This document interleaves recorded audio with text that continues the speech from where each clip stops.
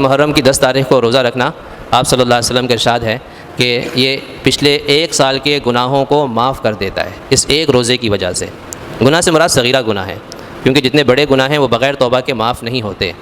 چھوٹے گناہ مختلف اعمال سے معاف ہو جاتے ہیں۔ بڑے گناہ کی معافی کے لیے کہ آدمی توبہ کرے کہ بھئی میں نے اب تک فجر کی نماز میں سستی کی ہے، میں نماز میں حاضری نہیں لگاتا، اب میں توبہ کرتا ہوں، انشاءاللہ کل سے میں فجر کی نماز مسجد میں آ کے پڑھوں گا، یہ توبہ ہے۔ پھر مسجد میں آ کے نماز پڑھنی شروع کر دی، ٹھیک ہے، لیکن اگر وہ اب بھی یہ کہتا ہے کہ نہیں میں گھر میں ہی پڑھوں گا تو کوئی توبہ نہیں ہے اس کی۔ تو توبہ کسے کہتے ہیں؟ کہ اپنی غلطی پر احساس، آئندہ نہ کرنے کا عزم۔ مجھ سے غلطی ہوئی کہ رمضان میں جب سخت گرمی کے روزے آتے ہیں میں نہیں روزہ رکھتا، آئندہ میں چاہے گرمی جتنی بھی سخت ہو روزہ رکھوں گا، لیکن آئندہ پھر گرمی آتی روزہ نہیں رکھتا ہے۔ توبہ کی لیکن پھر توبہ توڑ دی اس نے۔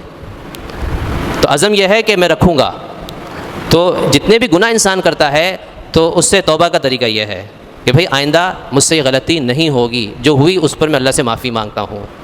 آئندہ میں کم تول کر نہیں بیچوں گا، اب تک میں نے بیچا، اللہ سے معافی مانگتا ہوں، لیکن کم تول کر بیچنے میں توبہ کے لیے یہ بھی ضروری ہے کہ جتنے اس طریقے سے اس نے حرام پیسے کمائے ہیں تو جن لوگوں سے پیسے اس طرح بٹورے ہیں ان کو واپس بھی کرے۔ اب 1 کلو آلو اس نے 1 کلو آلو کے پیسے تو لیے لیکن 3 پاؤ تول کر دیا ہے، تو 1 پاؤ کے جو پیسے لیے حرام پیسے اس کے پاس آ گئے۔ یہ ایسا ہی حرام ہے جیسے رشوت کا، سود کا پیسہ حرام ہوتا ہے، یہ چوری کا پیسہ حرام ہوتا ہے۔ اب اس کی توبہ کیا ہے کہ وہ مثال 100 روپے کا سامان تھا، اس نے 75 روپے کا سامان دیا، پیسے 100 روپے لیے ہیں، تو یہ 25 روپے اس نے حرام کے لے لیے۔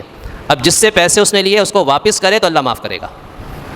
جب تک وہ اس کو واپس نہیں کرے گا تو صرف زبانی توبہ توبہ کرنے سے کوئی توبہ نہیں ہوتی ہے، کہ اس کے ذمہ رہے گا کل قیامت میں اس کی نیکیاں اس کو دے دی جائیں گی۔ اگر اس کو پتہ نہیں ہے کہ میں نے کس کس کے پیسے اس طرح حرام طریقے سے بٹورے ہیں تو پھر اس کی توبہ یہ ہے کہ اتنی رقم وہ صدقہ دے گا، یعنی اس کو کچھ پتہ نہیں چل رہا کس کے کتنے پیسے تھے، جس کے پتہ ہے اس کو تو دے، لیکن جس کے بارے میں کچھ پتہ نہیں کہ پتہ نہیں اور کون سے لوگ تھے، تو اتنی رقم وہ صدقہ دے گا، پھر وہ گناہ معاف ہوگا۔ جب تک وہ صدقہ نہیں دے گا اس کے ذمہ گناہ رہے گا۔ تو محرم میں کام کرنے کا یہ ہے کہ آدمی ہمت کرے، محرم کی 10 تاریخ کو روزہ رکھ لے۔ آپ صلی اللہ علیہ وسلم کو بتایا گیا کہ صرف 10 محرم کا روزہ تو یہودی رکھتے ہیں، آپ نے فرمایا کہ ان سے مشابہت نہ ہو، اگلے سال اگر میں زندہ رہا تو میں 9 کا بھی روزہ رکھوں گا، تاکہ صرف 10 رکھ کر ان کے ساتھ ہماری مشابہت نہ ہو۔ لیکن اگلے سال سے پہلے آپ صلی اللہ علیہ وسلم کا وصال ہوا، تو اس لیے علماء نے لکھا ہے کہ بہتر ہے کہ 9 اور 10 کا روزہ رکھ لے۔ لیکن اگر کوئی صرف 10 کا بھی روزہ رکھتا ہے تو جائز ہے، کوئی مکروہ نہیں ہے، کوئی ناجائز نہیں ہے، کیونکہ یہودی اب صرف 10 کا روزہ نہیں رکھتے، کیونکہ ان کے ہاں تو اب روزے کا تصور نہیں ہے، محرم کی 10 کا روزہ اس زمانے میں تھا، تو اس لیے ان سے مخالفت کے لیے فرمایا کہ ان کے ساتھ مشابہت نہ ہو تو ہم 10 کے ساتھ ایک روزہ اور ملائیں گے۔ جب وہ مشابہت والی بات ختم ہو گئی تو اب اگر صرف کوئی 10 کا بھی روزہ رکھتا ہے تو بلا کراہت جائز ہے، لیکن پھر بھی افضل یہی ہے کہ 2 روزے رکھ لے، کیونکہ آپ صلی اللہ علیہ وسلم نے اپنی چاہت کا اظہار یہ فرمایا کہ میں 2 روزے رکھوں، 10 کے ساتھ 9 کا ملا لوں۔